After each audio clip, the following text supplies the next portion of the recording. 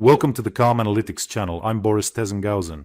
Today, October 29th, there will be a lot of interesting and most importantly, good news, which unfortunately hasn't happened very often lately. So in this episode, in Russia, an important war criminal responsible for atrocities in Ukraine has been blown up. How the GUR eliminated the executioner from Kemerovo. Crimea is on fire. A raid by Ukrainian drones and strikes on key targets. Last night, a unique factory in Russia was also hit. Payments to contract soldiers in Russia are being drastically reduced, and Orban has rushed to defend Russian assets. A blockade of the Kaliningrad region is possible, but Russia is threatening war over it, against Lithuania, and also about how the US tried to capture dictator Maduro for $50 million, and yes, about how Lukoil is urgently selling off its assets in Europe. All this and more in today's episode. If this is your first time on this channel, subscribe so you don't miss future episodes. A just punishment. In Russia, a lieutenant colonel of the Russian OMON who was involved in war crimes in the Kiev region has been eliminated. A simply brilliant operation by the GUR. So here's how it all happened. On October 25th in the Kemerovo region, a car explodes with a war criminal behind the wheel. Majerin Veniamin Vladimirovich. He was a police lieutenant colonel serving in the OMON Obereg special unit of the Russian National Guard. Well, basically, Obereg is one of the units of the Russian National Guard that is involved in war crimes and the genocide of the Ukrainian people in the Kiev region. And the whole world knows about the atrocities committed by Russians in Bucha, Irpin, and other settlements. In just Bucha alone, units of the Russian National Guard killed and tortured more than 500 civilians. Some of the bodies still have not been found. And back in April 2022, military intelligence identified the war criminals by name. And among them were members of this Obereg unit, and measures have been planned to ensure they are justly punished. Our intelligence officers set up surveillance on this lieutenant colonel, where he appeared, what he used to get around, footage from the gym, and so on. And when he set off in his car on personal business, they first made sure that no one else was in the car, visually identified him, and then blew up the vehicle. Along with this monster. The explosion was so powerful that the car was literally blown to pieces.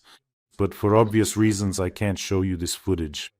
I can't show it here so that YouTube doesn't ban me, but it's available on the official GUR channel. The entire operation is shown there. It was executed absolutely brilliantly, and this monster got exactly what he deserved.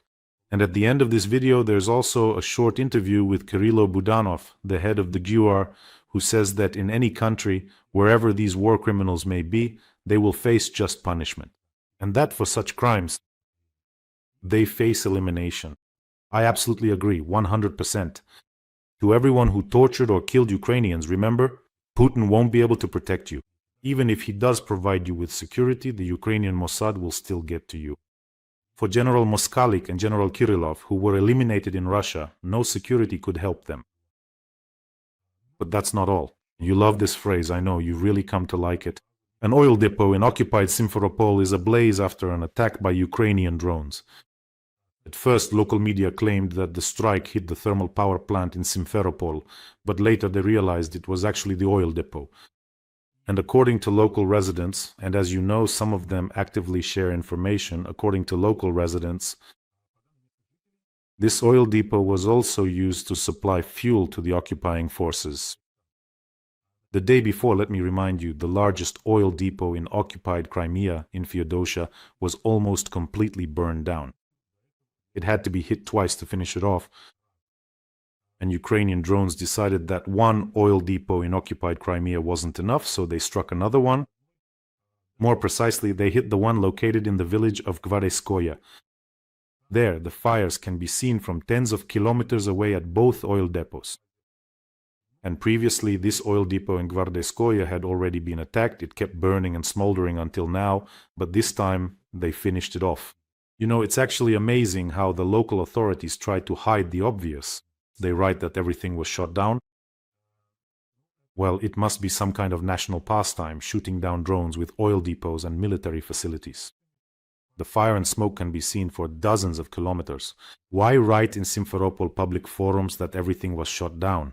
All they have to do is look out the window. There's a column of black smoke stretching for kilometers. After the largest oil depot in Feodosia was burned down, the Russians had to reorient fuel logistics in Crimea for the southern group of troops. And the oil depot in Hvardiiske and in Simferopol, they were used to supply the occupiers and played an important role. Well, now it seems they're going to burn. There's another oil depot, by the way, which I hope will be reached soon. Ukrainian drones. This is the main oil depot of the Black Sea Fleet in Inkerman.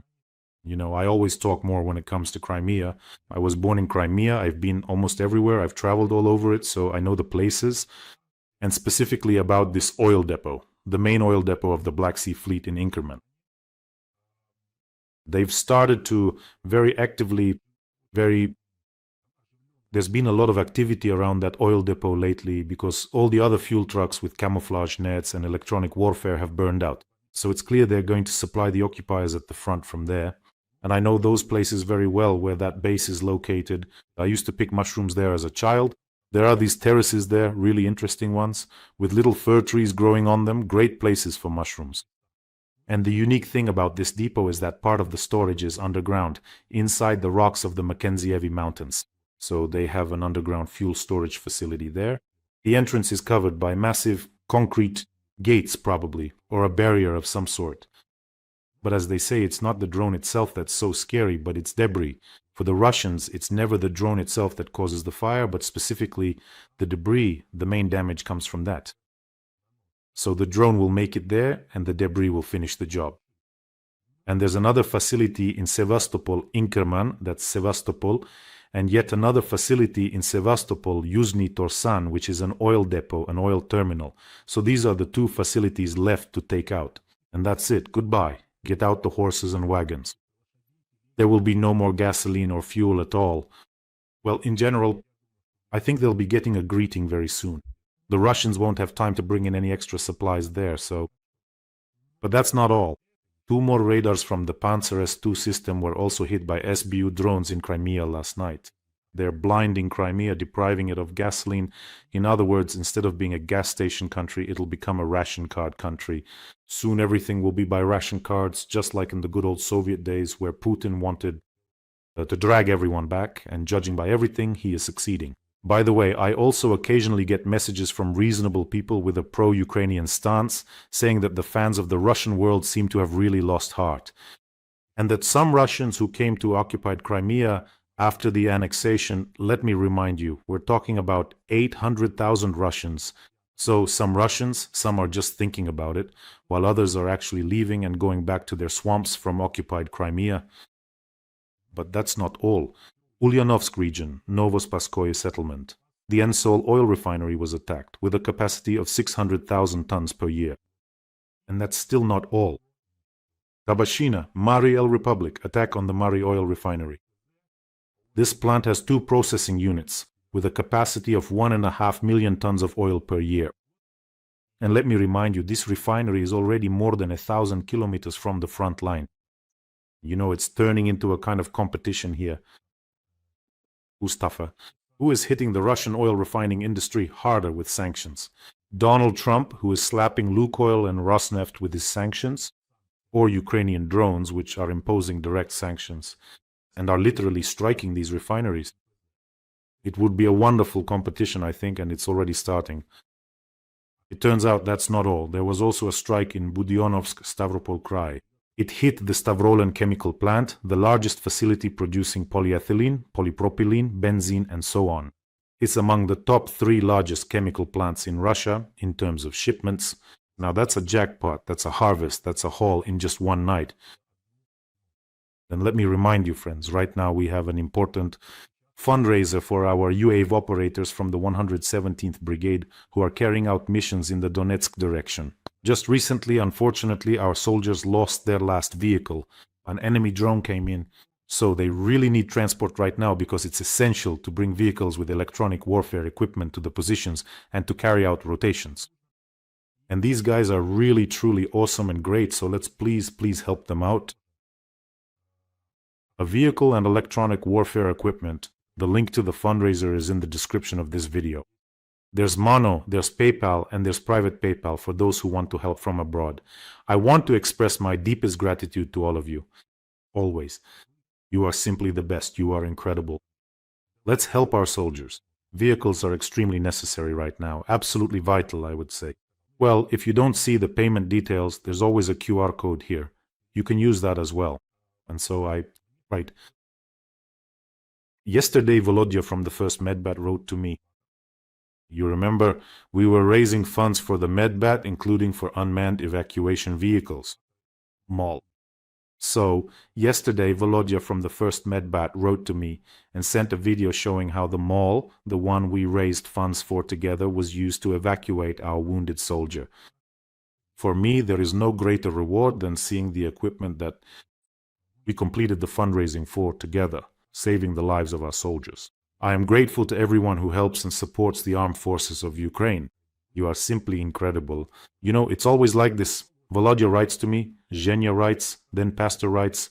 In general, all sorts of different people are constantly writing, saying thank you, saying that the RAP is working, the evacuation vehicle is evacuating, drones are finding targets, drones are conducting reconnaissance, drones are destroying targets. All in all, it's just incredible to see this, to know that you're a part of it. And now, friends, news from the racetrack.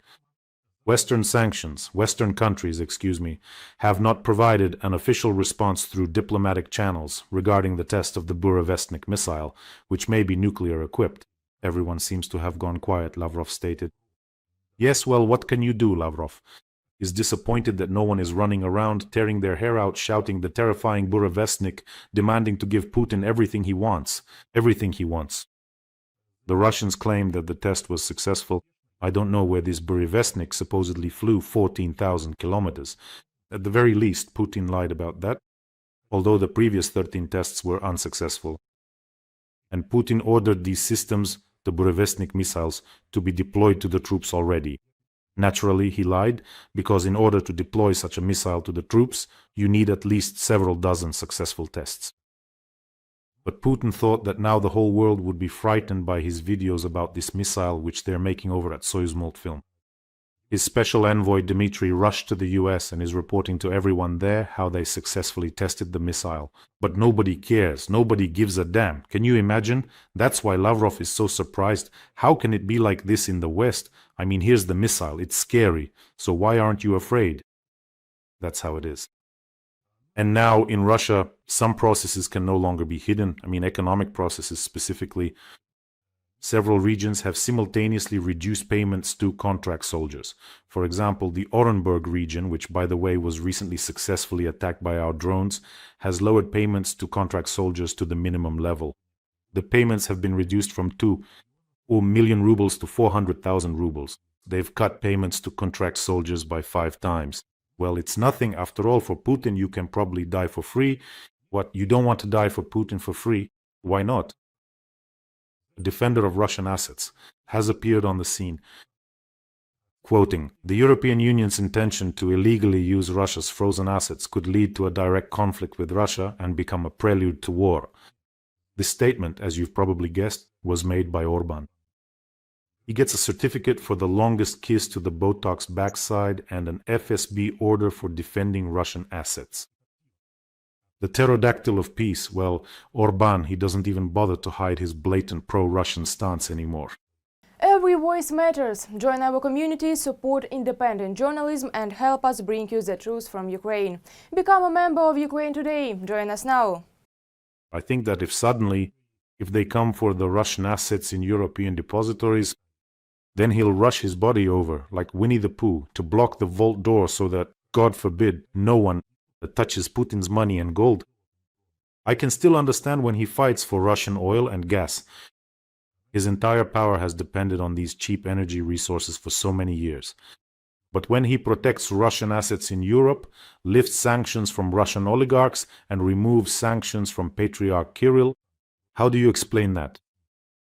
And then Orban had the audacity to claim that Trump's sanctions against Russia's Lukoil and Rosneft were a mistake. He said this on October 27th, according to The Telegraph.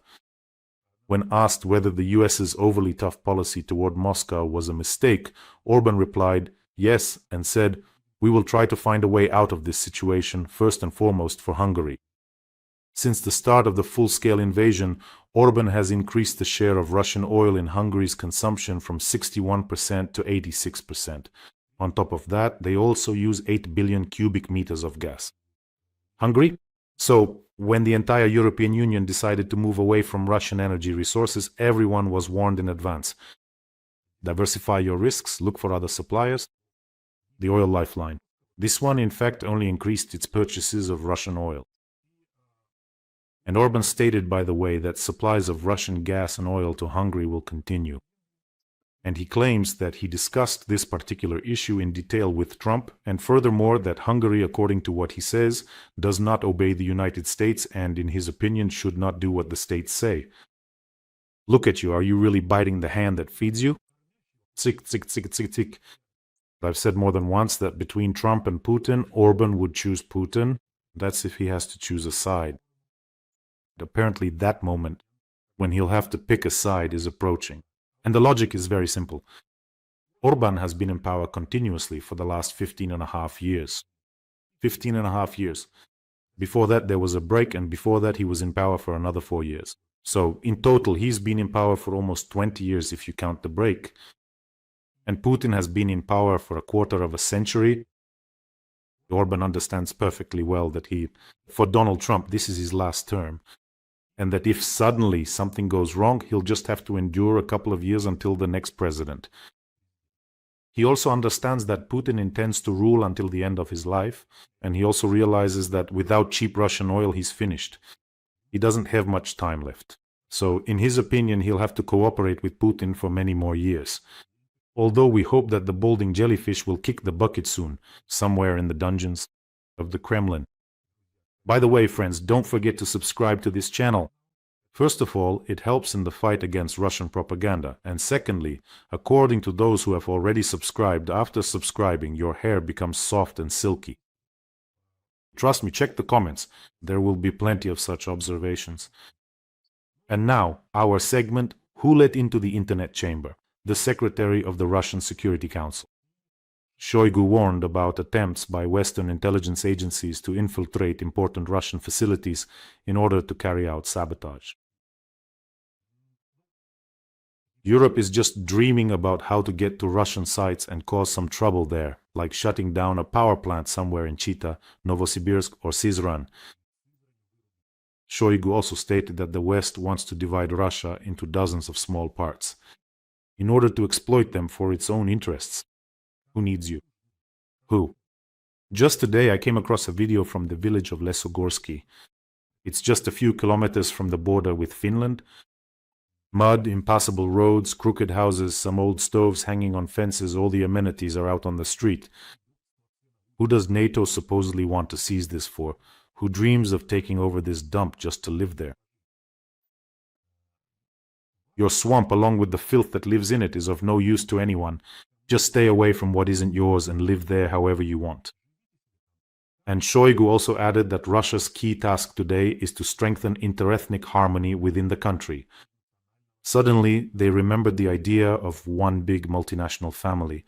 By the way, they hadn't really brought that up much before. Ever since Soviet times, Russians have always considered themselves the titular nation. They used to mock other nationalities.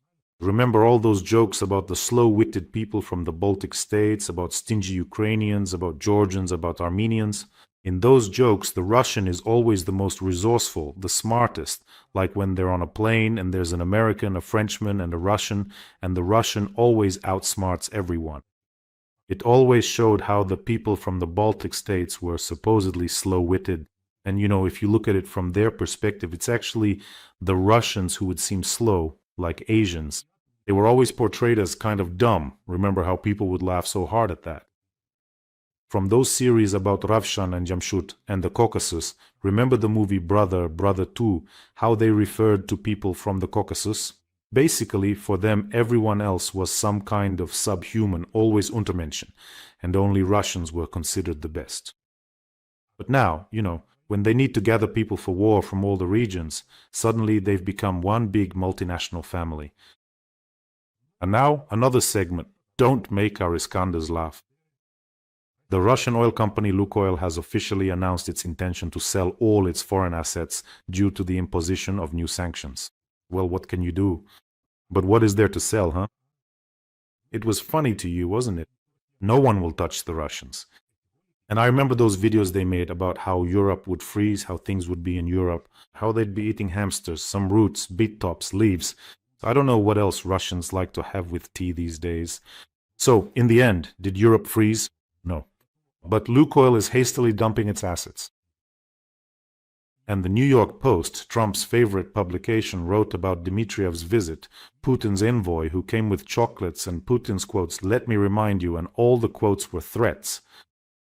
They're kind of ridiculous, seriously. The New York Post wrote that Putin's envoy came to Washington in vain. They even called him pathetic there. But Dmitriev, he wanted to talk not only about Russia, but also about his relatives.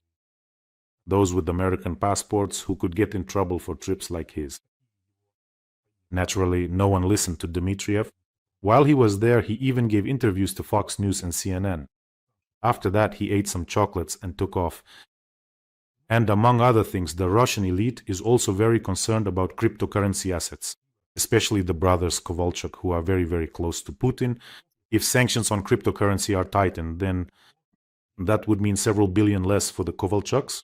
By the way, it's enough to just look at the headlines in the American media after this visit. The opinion is practically unanimous. The PR stunt, as they call it, Dmitriev's visit, was a failure. I came across a very interesting piece of news. It turns out that the US tried to recruit the pilot of Venezuelan dictator Nicolas Maduro, offering him $50 million to hand him over or deliver Maduro for arrest. Well, you know, the news is presented in this light. It's interesting that the question of Maduro's elimination or arrest is just a matter of time. In other words, they're taking this seriously now, and the fact is the noose around him is tightening. I think the hunt for boats carrying illegal substances is just the beginning. And not even Putin will be able to save him here, just like he didn't save Assad and just like he didn't save Yanukovych. And there are a lot of people in Venezuela who are dissatisfied with the regime. Maduro, who has basically driven the country into poverty, the likes of which Venezuela had never seen before. About 10 million people have left the country, and the rest are living below the poverty line. Basically, he's a completely unhinged dictator who would rather drive the country off a cliff again than give up his power. In Russia, they are preparing a sharp expansion of the website blocking system and surveillance of internet users. That is, they are purchasing additional equipment. Roskomnadzor will have new tools for targeted blocking. In other words, they will read and listen to absolutely everything. They'll monitor correspondence not only of extremists, but of everyone, including those who search for extremist content. For example, videos like these. Yes, by the way, that's exactly right. I've noticed, and I think I've mentioned this more than once, that the activity of Russian bots under these videos is only growing, so far probably in arithmetic progression, but I think soon we'll reach geometric progression. They're popping up like mushrooms, honestly. From just 1 or 2 minutes. Accounts registered just 1 or 2 minutes ago, up to a few hours ago, and they keep writing, and I think, yeah, go ahead and write. After all, the algorithm actually favors this. Keep writing. Of course, we weed out the especially nasty ones, but we leave the rest. You'll see them here. Usually they either have cartoon images as their avatars or some AI-generated little avatar. Well, that's just great. Then what does that mean, friends? It means we've hit the right spot, and from time to time, we give a good kick to that Botoxed backside sitting in the Kremlin. I think being laughed at is the scariest thing for him. Not to be formidable, not to be terrifying, but to be funny. Moscow expects that Lithuania will not go through with a blockade of the Kaliningrad transit. This was stated by Foreign Ministry spokesperson Zakharova, and she said firmly, "No one should have any doubt that Russia, under any circumstances and in any conditions, will provide for the needs of its westernmost region," she declared. And earlier, simply put, the head of Lithuania's foreign ministry, Mr. Budrys, stated that Vilnius may close transit to Kaliningrad if it deems it necessary. Such a step would be possible if the country proves Russia's involvement in the incident with the balloons which were transporting contraband. Let me remind you, the balloons came from Belarus carrying cigarettes. That Lukashenko, what a scoundrel, huh? And with the smuggling, who runs the contraband business in Belarus? You know, he recently got hit hard by China, right? Because in Poland, they started finding Belarusian contraband cigarettes in Chinese transit rail cars. Lukashenko is such a petty soul. He was stuffing his cigarettes into Chinese transit shipments. Naturally, Polish industry websites are full of these reports. And Lukashenko got hit for it. What's wrong with you, you scoundrel? Now he's using hot air balloons. Soon, I don't know, he'll be smuggling those cigarettes in on chipmunks. And essentially, Lithuania could block transit to the Kaliningrad region.